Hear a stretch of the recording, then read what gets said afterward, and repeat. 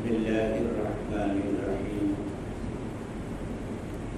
الحمد لله رب العالمين والصلاة والسلام على سيد المرسلين وعلى آله وصحبه أجمعين أما بعد فأعوذ بالله من الشيطان الرجيم بسم الله الرحمن الرحيم إن إبراهيم كان أمة قانتا لله حنيفا ولم يك من المشركين شاكرا لأنعمه اجتباه وهداه إلى صراط مستقيم وآتيناه في الدنيا حسنة وإنه في الآخرة لمن الصالحين ثم أوحينا إليك أن اتبع ملة إبراهيم حنيفا وما كان من المشركين صدق الله العظيم.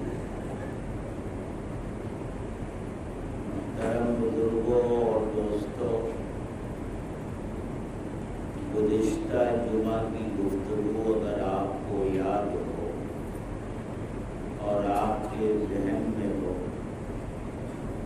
تو یہ عرض کیا گیا تھا کہ اللہ تعالیٰ نے حضرت ابراہیم علیہ السلام کی آزمائشیں فرمائی، حالات پیدا کر کے بھی اور بہت سارے احکامات دے کر بھی۔ ان حالات اور ان احکامات کا تذکرہ آپ کے سامنے آیا تھا کہ کم سے کم 30 احکامات کی پابندی کا حکم اللہ نے حضرت ابراہیم علیہ السلام کو دیا تھا۔ ان 30 احکامات میں سے 10 کا تذکرہ سورہ توبہ میں، 10 کا تذکرہ سورہ مومنون میں اور 10 کا تذکرہ سورہ احزاب میں۔ یہ وہ 30 احکامات تھے جن کی پابندی کا حکم اللہ نے حضرت ابراہیم علیہ السلام کو دیا تھا۔ اس کے علاوہ طرح طرح کے حالات پیدا کیے گئے۔ ان حالات سے حضرت ابراہیم علیہ السلام کو گزارا گیا اور ان کے ذریعے ان کی آزمائش کی گئی۔ اسی کا تذکرہ چل رہا تھا اور بات یہاں تک پہنچی تھی کہ حضرت ابراہیم علیہ السلام نے اپنے وطن عراق سے ہجرت فرمائی، ملک شام پہنچے اور ابھی تک اللہ نے ان کو کوئی اولاد عطا نہیں فرمائی تھی۔ 86 سال کی عمر میں اللہ نے پہلا بیٹا اسماعیل کے نام سے دیا۔ بڑی آرزوؤں، تمناؤں اور دعاؤں کے بعد دیا۔ پھر وہ ابھی بچہ ماں کی آغوش میں دودھ پینے کی عمر میں تھا کہ اللہ کا حکم پہنچا کہ ابراہیم اپنے اس بچے اور اس کی ماں کو لے کر ہجرت کرو اور جس جگہ ہمارا حکم ہے وہاں ان کو پہنچا دو۔ حضرت جبریل علیہ السلام کے ساتھ حضرت ابراہیم علیہ السلام نے یہ ہجرت کی۔ روایات میں آتا ہے کہ جب کسی سرسبز و شاداب علاقے سے گزر ہوتا تھا تو ابراہیم علیہ السلام حضرت جبریل علیہ السلام سے پوچھتے تھے کیا یہ وہی علاقہ ہے جہاں بیوی بچے کو چھوڑنے کا حکم دیا گیا؟ جبریل علیہ السلام انکار فرماتے، یہ سفر جاری رہا یہاں تک کہ اس مقام پر پہنچے جہاں آج بیت اللہ شریف ہے۔ علاقہ پہاڑوں کے دامن میں تھا اور ہے، چاروں طرف سے پہاڑ ہیں، اور پہاڑوں کے بیچ میں جو جگہ ہوتی ہے اس کو وادی کہا جاتا ہے۔ اس لیے آپ بار بار سنتے ہوں گے وادی مکہ، وادی مکہ۔ پہاڑوں کے درمیان میں جو جگہ ہوتی ہے اس کو وادی کہا جاتا ہے۔ اسی وادی میں حضرت جبریل علیہ السلام نے پہنچا کر کہا کہ اللہ کا حکم ہے کہ یہاں بیوی بچوں کو چھوڑ دیجیے۔ ابتدا میں یہ حکم نہیں دیا گیا تھا کہ آپ چھوڑ کر واپس آ جائیے، یہ دوسری آزمائش تھی۔ بیوی اور بچے کے تعلق سے پہلی آزمائش تو یہ تھی کہ اس شیر خارگی کی حالت میں اس ننھے بچے کو اس کے وطن سے، شام سے نکال کر کسی دور دراز علاقے میں لے جانے کا حکم ملا، یہ آزمائش تھی۔ پھر جب اس مقام پر پہنچا دیا گیا تو اب یہ حکم ہوا کہ ابراہیم ماں بیٹے کو یہاں چھوڑ کر ملک شام واپس چلے گئے، ایک ایسی جگہ پر جہاں زندگی کے کچھ آثار نہیں تھے، نہ کھانے کی کوئی چیزیں تھیں، نہ پینے کے لیے پانی تھا، ایک ویران علاقہ تھا۔ ایسی جگہ پر بیوی اور بچے کو چھوڑنا گویا موت کے حوالے کرنا تھا۔ لیکن حضرت ابراہیم علیہ السلام کی جو صفت قرآن نے بیان فرمائی ہے کہ وہ قانت تھے، قانتا للہ، وہ اللہ کے فرما بردار تھے، اللہ کے ہر حکم کو ہر حال میں پورا کرنے والے اور بجا لانے والے تھے۔ بلا چون و چرا حضرت ابراہیم علیہ السلام نے اس حکم کی تعمیل کا نہ صرف یہ کہ فیصلہ فرمایا بلکہ اس کی تعمیل شروع کر دی اور وہاں سے چل پڑے۔ پانی، ایک مشک پانی اور کچھ کھجوروں کی ایک تھیلی بیوی کے حوالے کی اور وہاں سے چل پڑے۔ جب چلنے لگے تو پیچھے سے بیوی آواز دے رہی، آپ کہاں جا رہے ہیں؟ لیکن کوئی جواب نہیں۔ پھر آواز دی، آپ کہاں جا رہے ہیں؟ کوئی جواب نہیں۔ آوازیں دے رہی ہیں اور حضرت ابراہیم علیہ السلام جواب نہیں دے رہے۔ آخر میں یہ کہا، کیا یہ اللہ کا حکم ہے کہ آپ ہمیں یہاں چھوڑ دیں؟ حضرت ابراہیم علیہ السلام نے بیوی کی طرف رخ پھیرے بغیر یہ کہا کہ ہاں یہ اللہ کا حکم ہے کہ میں تمہیں اور اس بچے کو یہاں چھوڑ جاؤں۔ بیوی بھی حضرت ابراہیم ہی کی بیوی تھی۔ انہوں نے کہا ٹھیک ہے، بس اب آپ جائیے، اب کوئی فکر نہیں ہے۔ اذن لن یضیعنا، یاد رکھیے اگر یہ اللہ کا حکم ہے تو اللہ ہمیں ضائع نہیں کرے گا۔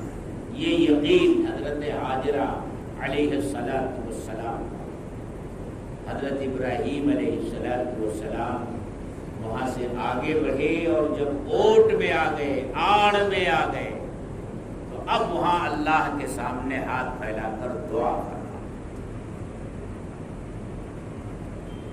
حضرت ابراہیم علیہ السلام نے اپنے لیے بھی دعا کی، اپنی بیوی اور اپنے بچے کے لیے بھی دعا کی، اور اپنی آنے والی نسلوں کے لیے دعا فرمائی۔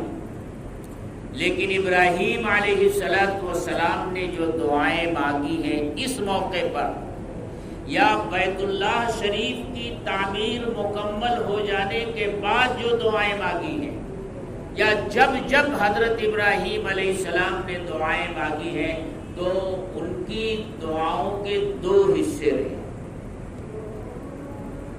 اپنے لیے، اپنی اولاد کے لیے آخرت کی کامیابی کی بھی دعا مانگی ہے، اور وہ چیزیں بھی مانگی ہیں اللہ سے جو اس دنیا میں ان کے لیے اور ان کی اولاد کے لیے ضروری ہے، یعنی ایسی دعائیں جن کا تعلق آخرت سے اور ایسی دعائیں جن کا تعلق اس دنیا سے ہے، دونوں قسم کی دعائیں حضرت ابراہیم علیہ السلام نے مانگی۔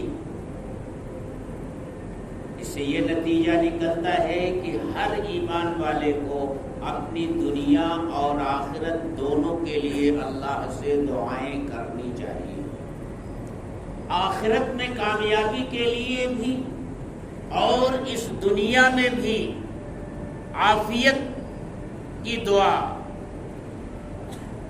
اللہ سے مانگتے رہنا چاہیے۔ لیکن ان دعاؤں کی ترتیب بھی حضرت ابراہیم علیہ السلام نے سکھا دی ہے کہ سب سے پہلے اللہ سے کیا مانگو۔ اپنی اولاد کے لیے اگر مانگنا ہے تو اپنی اولاد کے لیے سب سے پہلے اللہ سے کیا مانگو؟ دنیا مانگو، دنیا کا کاروبار مانگو، دنیا کے منصب اور اس کے عہدے مانگو، یا آخرت کی کامیابی اللہ سے اپنی اولاد کے لیے مانگو۔ حضرت ابراہیم علیہ السلام کی دعائیں دیکھیے، قرآن کریم نقل کرتا ہے، قال رب اجعل هذا البلد آمنا واجنبنی وبنی ان نعبد الاصنام۔ اے اللہ اس شہر کو امن والا بنا دے، یعنی کسی شہر کا مامون ہونا، لڑائی جھگڑے اور فتنہ و فساد سے دور ہونا، یہ اللہ کی بہت بڑی نعمت ہے، کیونکہ اگر شہر میں امن نہیں ہوگا، سکون اور اطمینان کا ماحول نہیں ہوگا، تو آدمی نہ آخرت کے کام کر سکتا ہے نہ دنیا کے کام کر سکتا ہے، نہ آدمی عبادتیں انجام دے سکتا ہے، نہ آدمی اپنے کاروبار کر سکتا ہے۔ شہر کا مامون ہونا، شہر میں امن و سکون ہونا، فتنہ و فساد سے شہر کا خالی ہونا، یہ آخرت کا کام کرنے کے لیے بھی ضروری ہے۔ کیوں؟ اس لیے کہ شہر میں اگر امن و امان نہ ہو تو مسجدوں میں آنا بھی دشوار ہو جائے، مدرسے چلانا بھی دشوار ہو جائے، چلے 40 دن اور 4 مہینے میں نکلنا بھی مشکل ہو جائے، کوئی کام سکون اور اطمینان سے نہیں ہو سکتا۔ اسی طرح دنیا کا بھی کوئی کام نہیں ہو سکتا، آپ دکان نہیں کھول سکتے، کاروبار نہیں چلا سکتے، کارخانے آپ کے نہیں چلیں گے۔ تو سب سے پہلی چیز شہر کا امن و امان ہے۔ اس لیے جو لوگ شہر کے امن و امان کی حفاظت کرتے ہیں وہ اللہ کے فرما بردار اور نیک بندے ہوتے ہیں، اور جو لوگ شہر کے امن و امان کو غارت کرنے کی کوشش کرتے ہیں اور وہاں فتنہ اور فساد پھیلانے کی کوشش کرتے ہیں، اللہ ایسے لوگوں کو پسند نہیں فرماتا۔ تو کیا فرمایا؟ رب اجعل هذا البلد آمنا، اور کیا فرمایا؟ وَاجْنُبْنِي وَبَنِيَّ أَن نَّعْبُدَ الْأَصْنَامَ۔ اے اللہ مجھے اور میرے بچوں کی حفاظت فرما کہ ہم بتوں کی پرستش کرنے لگے۔ ابراہیم علیہ السلام نے جب آنکھ کھولی تھی تو ہر طرف بتوں کی پرستش کا ماحول تھا، بت بنائے جا رہے تھے، بت خریدے اور بیچے جا رہے تھے، بتوں کی پرستش عام تھی۔ ایسے ماحول میں ابراہیم علیہ السلام نے آنکھیں کھولی تھی، اور اس سلسلے میں سب سے پہلی گفتگو حضرت ابراہیم علیہ السلام کے اپنے باپ سے ہی ہوئی تھی، جس کا تذکرہ اللہ نے سورہ مریم میں پورے ایک رکوع کے اندر کیا۔ تو بتوں کی پرستش کے مناظر ابراہیم علیہ السلام نے اپنی آنکھوں سے دیکھے تھے، شرک کے مناظر حضرت ابراہیم علیہ السلام نے اپنی آنکھوں سے دیکھے تھے، شرک کی تباہ کاریاں اپنے آنکھوں سے دیکھی تھی، مشرک بندہ اپنے خالق و مالک سے کس طرح بغاوت کرتا ہے، اور اس خالق کائنات کو جس نے اسے پیدا کیا، اس کی ساری ضرورتیں مہیا کرائی، اس کو چھوڑ کر اپنے ہاتھ کی تراشی ہوئی مورتوں کے سامنے اپنی پیشانی رگڑتا ہے۔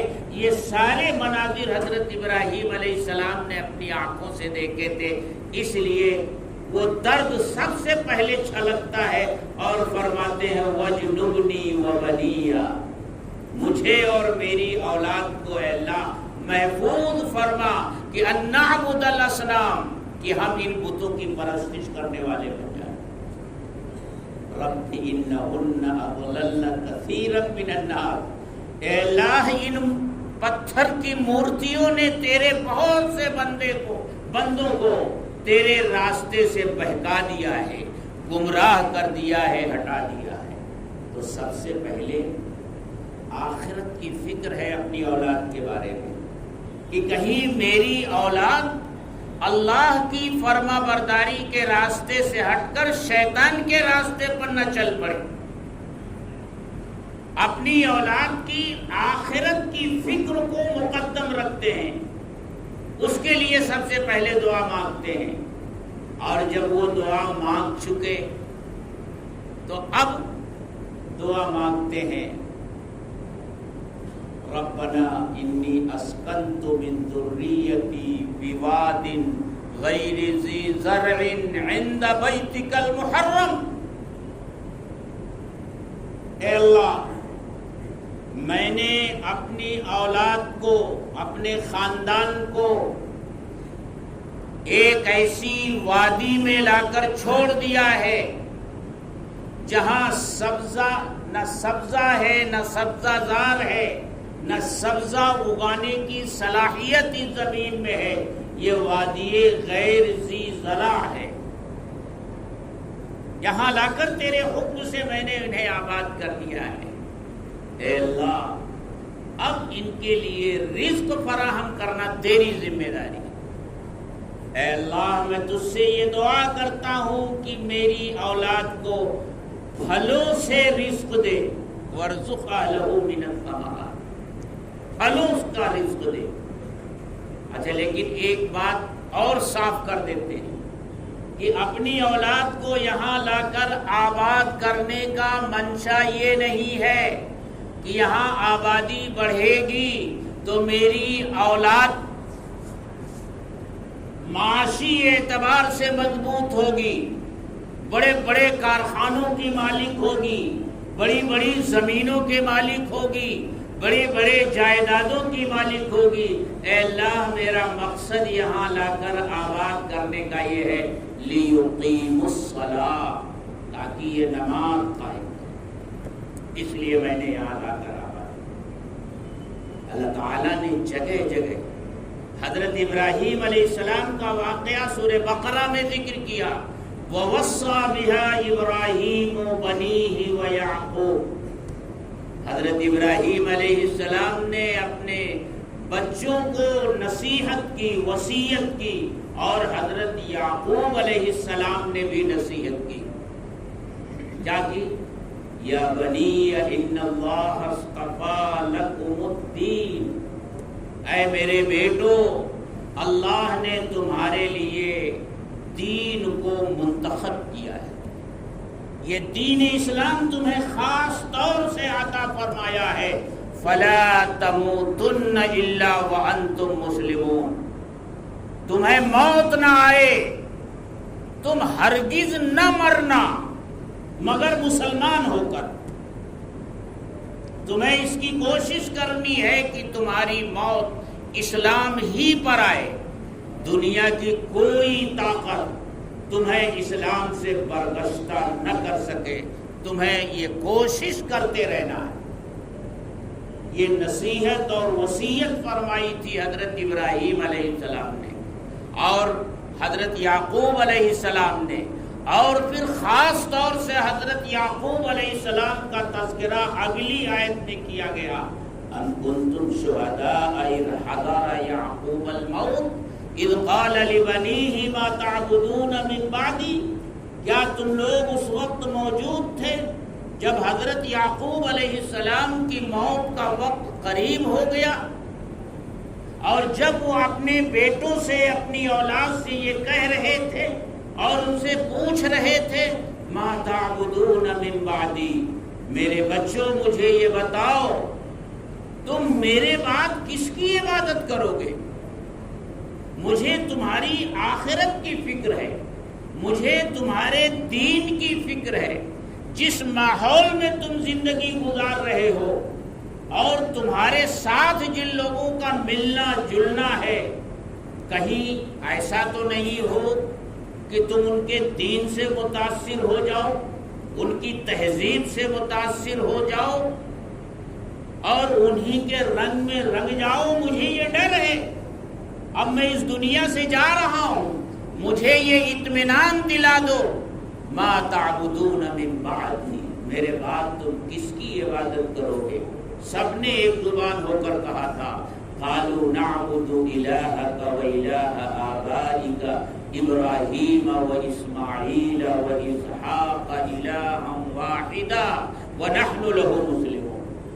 آپ گھبرائیے نہیں، آپ فکر مت کیجیے، ہم اسی معبود کی پرستش کریں گے جو آپ کا ہے، آپ کے آبا اور اجداد کا ہے، حضرت اسحاق کا، حضرت اسماعیل کا، حضرت ابراہیم کا، ہم ایک ہی معبود کی پرستش کریں گے، پروردگار کی پرستش کریں گے۔ یہ اطمینان دلایا۔ یہ واقعات قرآن کیوں ذکر کر رہا ہے؟ اس لیے ذکر کرتا ہے کہ ہر ایمان والے کی یہی سوچ ہونی چاہیے۔ ہر ایمان والے کو سب سے پہلے اپنی اولاد کے دین اور ایمان کی فکر کرنی چاہیے۔ دین اور ایمان سب سے پہلے ہے، اس کے بعد جو کچھ ہے۔ دین اور ایمان کا سودا کر کے اس دنیا میں چاہے جتنے بڑے منصب، عہدے، جاگیریں اور جائیدادیں حاصل کر لی جائیں تو وہ سراسر خسارہ اور نقصان ہے۔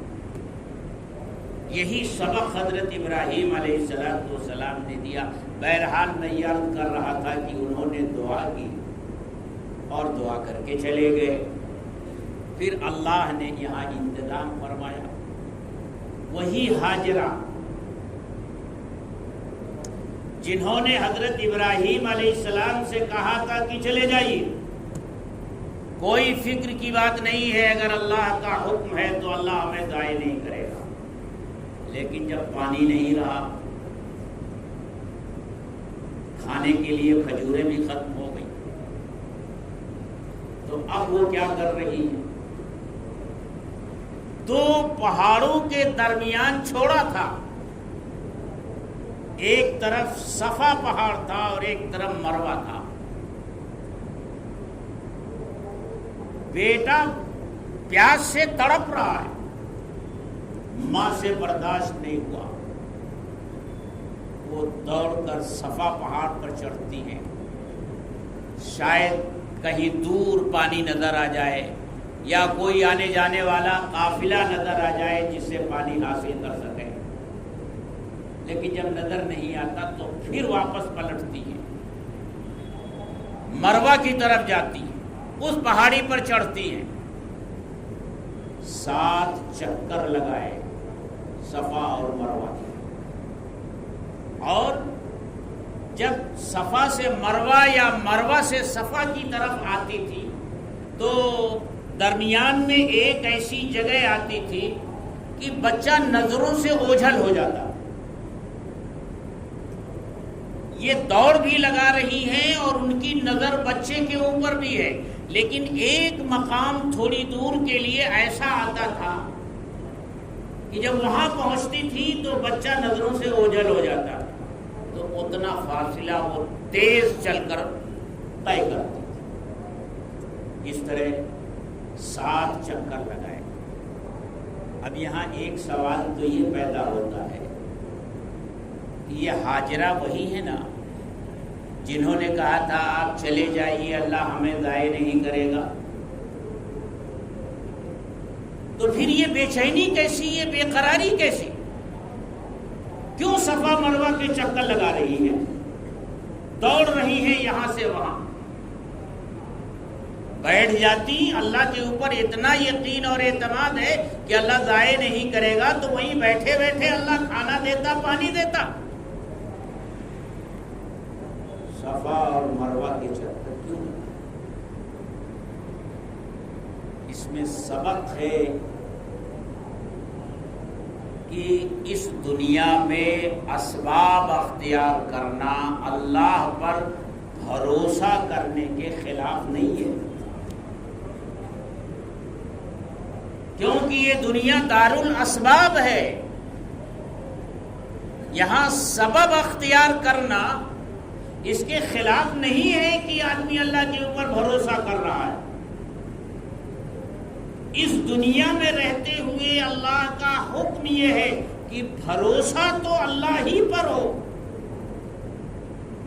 دینے والی ذات تو اللہ ہی کی ہے، لینے والی ذات تو اللہ کی ہے، سب کچھ عطا کرنے والی ذات اللہ کی ہے۔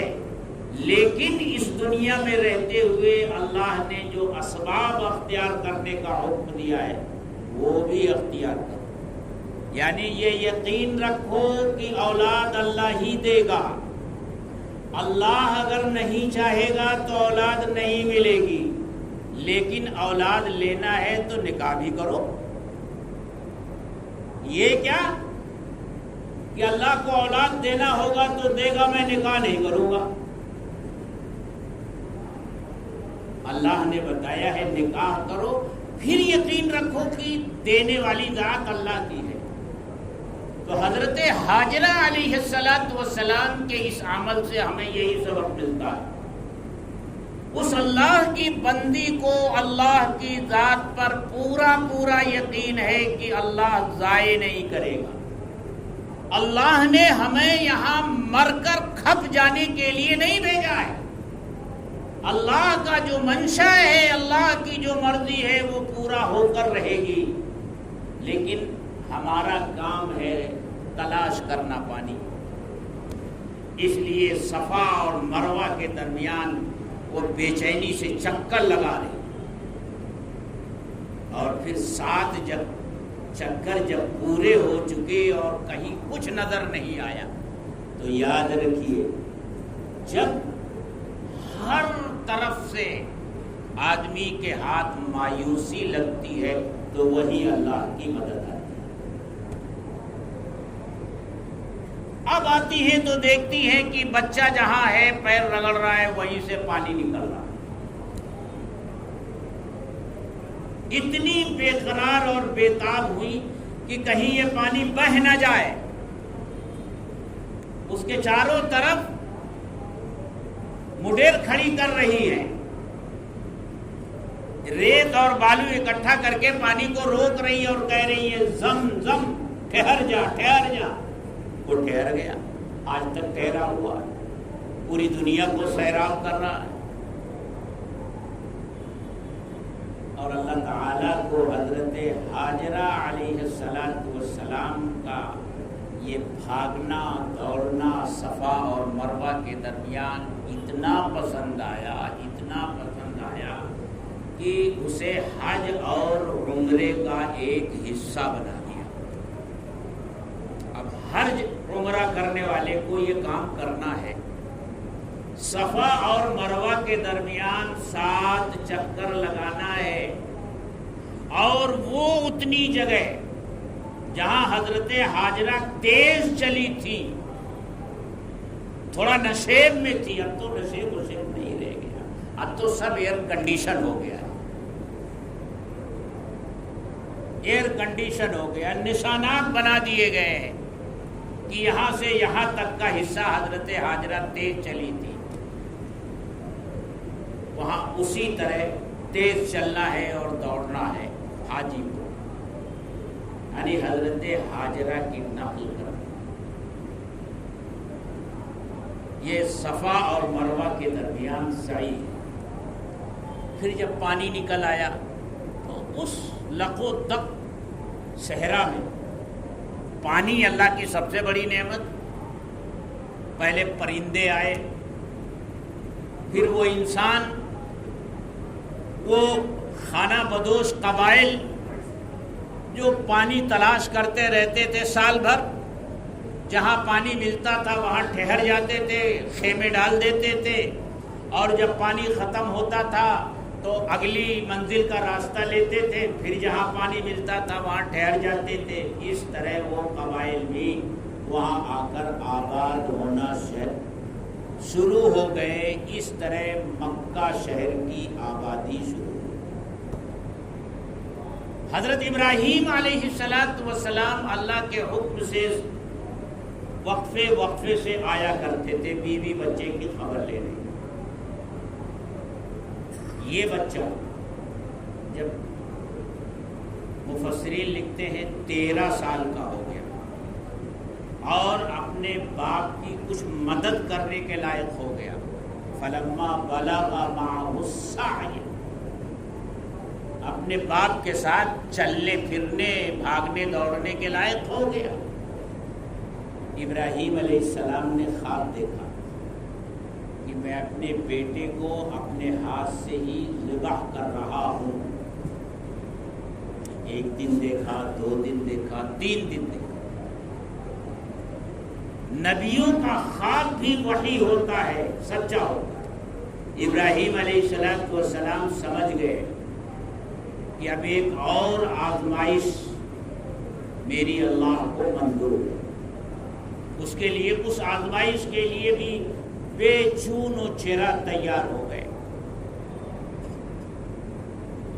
بیٹے کو بلایا اور یہ کہا، یا بنی انی ارا فی المنام انی اذبحک فانظر ماذا ترى، بیٹے میں نے خواب میں دیکھا ہے کہ میں تجھ کو ذبح کر رہا ہوں۔ یاد رکھیے، خواب میں یہ نہیں دیکھا تھا کہ ذبح کر دیا، خواب میں یہ دکھایا گیا تھا کہ ذبح کر رہے ہیں اور چھری اپنے بیٹے کے گلے پر پھیر رہے ہیں، چلا رہے ہیں، ذبح کا عمل کر رہے ہیں، یہ دکھایا گیا تھا۔ بیٹے سے یہ کہا فانظر ماذا ترى، بیٹے تیرا کیا خیال ہے؟ بیٹا بھی حضرت ابراہیم ہی کا بیٹا تھا۔ یا ابت افعل ما تؤمر ستجدنی انشاءاللہ من الصابرین، ابا جان آپ کو جو حکم دیا گیا ہے بے چون و چرا اسے کر گزریے، آپ انشاءاللہ مجھے صبر کرنے والوں میں پائیں گے۔ باپ بیٹے یہ قربانی دینے کو تیار ہو، رسی لی، چھری لی، اور باپ بیٹے منی کے میدان کی طرف چل پڑے، جہاں اللہ کے حضور یہ قربانی پیش ہونی تھی۔ طاغوتی طاقتوں میں کوہرام مچ گیا، یہ کیا ہونے جا رہا؟ شیطان نے سب سے پہلے حضرت ہاجرہ کے دل میں وسوسے ڈالے۔ تمہیں معلوم ہے تمہارا شوہر اپنے بیٹے کو لے کر کہاں گیا ہے؟ انہوں نے کہا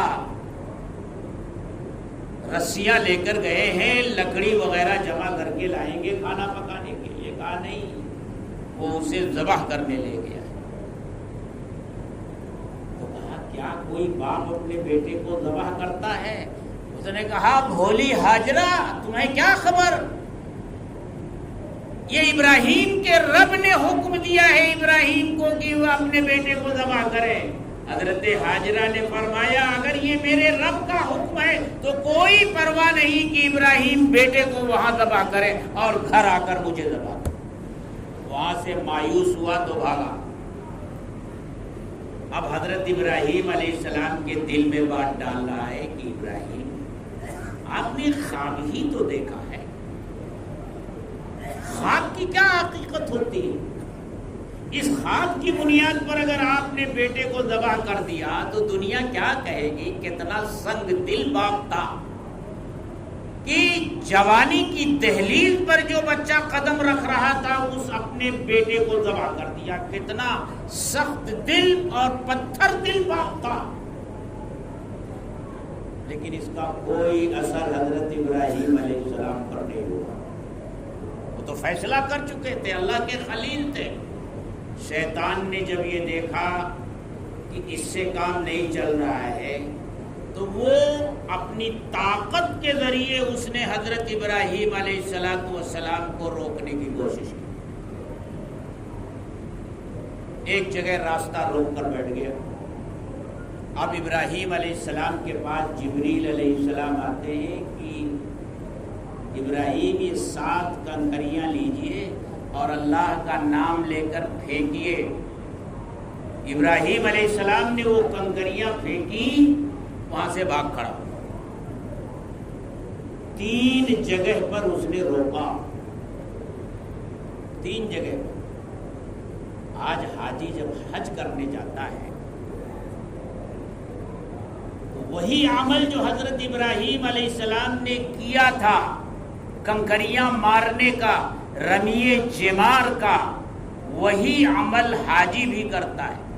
وہ جو کہتے ہیں نا شیطان کو کنکری مار، وہ وہی نشانات ہیں جہاں شیطان نے حضرت ابراہیم علیہ السلام کو روکنے کی کوشش کی، انہی نشانات پر حاجی کنکریاں مارتا ہے. حضرت ابراہیم علیہ السلام کے اس عمل کی نقل کرتا ہے. اس طرح رکاوٹوں کو پار کرتے ہوئے پہنچ گئے اور اب وہ عمل شروع ہونا ہے. زمین تھرا رہی ہے، آسمان کانپ رہا ہے. کیسا باپ ہے اور کیسا بیٹا ہے. بیٹا اپنے باپ سے کہتا ہے ابا جان آپ ضعیف العمر ہیں، آپ کے ہاتھ کمزور ہیں. ایسا بھی ہو سکتا ہے کہ آپ جب میرے گلے پر چھری پھیریں تو درد کی وجہ سے میں تڑپوں اور آپ کے ہاتھ سے چھوٹ جاؤں. آپ کمزور ہیں، میرے اوپر قابو نہ پا سکیں. ایسا ہو سکتا ہے اور اللہ کا حکم پورا کرنے میں تاخیر ہو جائے. ابا جان آپ ایسا کیجئے، میرے ہاتھ پیر باندھ دیجیے. کیا منظر ہے. ابا جان میرے ہاتھ پیر باندھ دیجئے. ہاتھ پیر باندھے. پھر کیا ہوا؟ فلما اسلم وتلہ للجبین. جب دونوں نے اللہ کا حکم مان لیا اور بیٹے کو پیشانی کے بل زمین پر گرا دیا اور چھری پھیرنے لگے. یعنی جو کچھ دیکھا تھا خواب میں وہ کام پورا کر دیا. چھری پھیرتے ہوئے ہی دکھایا گیا تھا ان کو، یہ نہیں دکھایا گیا تھا کہ ذبح کر دیا. چھری پھیرنے لگے. چھری اپنا کام نہیں کر رہی، اور کر بھی کیسے سکتی ہے؟ اللہ کا حکم ہے چھری کو کہ تجھے اپنا کام نہیں کرنا. اللہ کے حکم کے خلاف دنیا کی کوئی چیز بھلا کچھ کر سکتی ہے؟ ابراہیم علیہ السلام سینے پر سوار ہیں اور چھری پوری طاقت سے بیٹے کے گلے پر چلا رہے. فلما اسلم وتلہ للجبین ونادیناہ ان یا ابراہیم. پھر ہم نے ابراہیم کو آواز دی، اے ابراہیم قد صدقت الرؤیا انا کذالک نجزی المحسنین. آپ نے اپنا خواب سچ کر دکھایا. ہوا یوں، چھری پھیر رہے ہیں. ابراہیم علیہ السلام کی نظر نیچے ہے، اسماعیل کی نظر آسمان کی طرف ہے. ادھر اللہ کا حکم ہوتا ہے جبریل امین کو کہ جلدی کرو، جنت سے میں ڈالو اور لے جا کر کے میرے خلیل کی خدمت میں پیش کرو اور ان سے کہو کہ آپ نے اپنا خواب سچا کر دکھایا. آپ اپنے بیٹے کی جگہ پر اس میڈے کی قربانی کر دیں، ہم یہ سمجھیں گے کہ آپ نے اپنے بیٹے کی قربانی کر دی. جبریل امین وہاں سے چلتے ہیں، سمائے دنیا سے نیچے آتے ہیں، نظر ڈالتے ہیں تو جوان بیٹے کے سینے پر بوڑھا باپ سوار ہے اور چھری پھیر رہا ہے، بے اختیار ان کی زبان سے نکلتا ہے اللہ اکبر اللہ اکبر۔ جبریل امین آ رہے ہیں، نیچے سے حضرت اسماعیل علیہ السلام کی نظر پڑتی ہے کہ میڑا آ گیا ہے، تو ان کی زبان سے نکلتا ہے لا الہ الا اللہ واللہ اکبر۔ اتنے میں میڑا آ جاتا ہے اور جبریل کہتے ہیں کہ لیجئے اس کو ذبح کیجئے، تو ابراہیم کہتے ہیں اللہ اکبر وللہ الحمد۔ یہ تکبیر تشریق ہے جو جبریل علیہ السلام، ابراہیم علیہ السلام اور اسماعیل علیہ السلام کی زبانوں سے نکلے ہوئے وہ کلمات ہیں اس موقع پر۔ یہ تکبیر تشریق ہے، یہ آنے والے مہینے کی 9 تاریخ سے، یعنی اگر آج چاند ہو گیا، 29 تاریخ ہے نا بھائی آج، کتنے لوگ جانتے ہیں کہ آج چاند کی 29 تاریخ ہے؟ جانتے ہیں؟ ہاں، آج جو ہے چاند کی 29 تاریخ ہے، آج چاند دیکھیے، چاند نکل آیا تو کل سے ذوالحجہ کا مہینہ شروع ہو جائے گا، اور ذوالحجہ کی جو 9ویں تاریخ ہے، 9 ذوالحجہ یعنی قربانی کے دن سے ایک دن پہلے 9، اس کی فجر کی نماز سے لے کر کے 13 ذوالحجہ کی عصر کی نماز تک ہر فرض نماز کے بعد یہ تکبیر تشریق کہنا ہر مرد اور عورت کے اوپر، ہر بالغ مسلمان مرد اور عورت کے اوپر واجب ہے۔ کیا بھائی؟ واجب ہے۔ اور تکبیر یہ وہ تکبیر ہے، اللہ چاہتے ہیں کہ ان 10 دنوں میں اللہ کا نام خوب پکارا جائے، کثرت سے لیا جائے، چلتے پھرتے اٹھتے بیٹھتے۔ اسی لیے فقہا نے لکھا کہ 9 ذوالحجہ کی فجر سے لے کر اور 13 ذوالحجہ کی عصر تک ہر فرض نماز کے بعد تکبیر تشریق بلند آواز سے کہنا واجب ہے۔ ہم لوگ اپنی مسجدوں میں مناتے ہیں،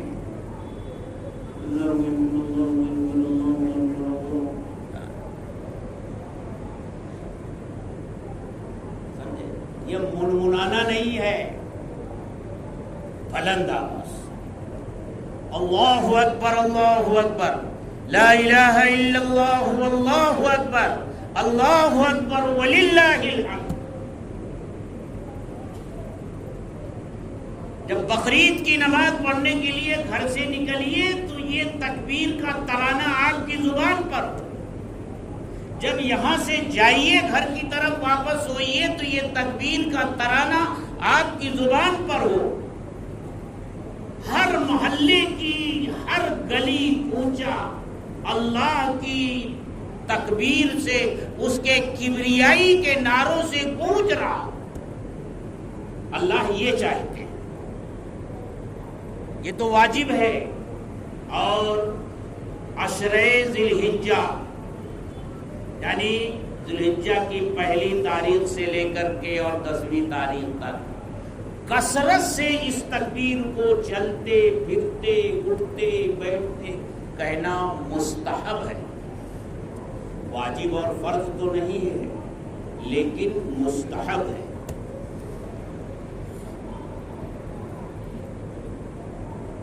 دیکھیے یہ عشرے ذوالحجہ وقت زیادہ ہو گیا، لیکن عشرے ذوالحجہ ہو سکتا ہے کل ہی سے شروع ہو جائے، اس لیے 2-1 باتیں اس عشرے کے متعلق سن لیجیے، وقت ہو گیا ہے زیادہ۔ پہلی بات تو یہ حدیث میں آتا ہے ان 10 دنوں کی اللہ کے یہاں ایسی فضیلت ہے کہ جو ایک دن کا روزہ رکھتا ہے اللہ اسے سال بھر کے روزوں کا ثواب عطا کرتا ہے۔ 9 دن، 10ویں کو تو روزہ نہیں رکھنا، ایک دن کے روزے کا ثواب سال بھر کے روزے کے برابر ملتا ہے، اور ایک رات کی عبادت کا ثواب ایسا ہی ملتا ہے جیسے شب قدر کا ثواب۔ یہ بڑا عجیب عشرہ ہے۔ جیسے مہینوں میں رمضان المبارک سب سے افضل مہینہ، ہفتے کے دنوں میں جمعہ کا دن سب سے افضل دن، راتوں میں سب سے افضل رات شب قدر، اسی طرح مہینوں کے جو عشرے ہوتے ہیں ان عشروں میں سب سے افضل عشرہ ذوالحجہ کا عشرہ ہے، یہ پہلا، یعنی رمضان المبارک کے آخری عشرے سے بھی افضل۔ اور میں اس بنیاد پر کہتا ہوں کہ اس عشرے میں ایسے بہت سے کام ہیں جو آپ کر سکتے ہیں، سال بھر نہیں کر سکتے۔ آپ اگر حج کرنا چاہیں تو اسی عشرے میں ہوگا، سال بھر نہیں ہوگا۔ آپ قربانی کرنا چاہیں گے اسی عشرے میں ہوگا، نفلی قربانی بھی اور واجب قربانی بھی اسی میں ہوگی،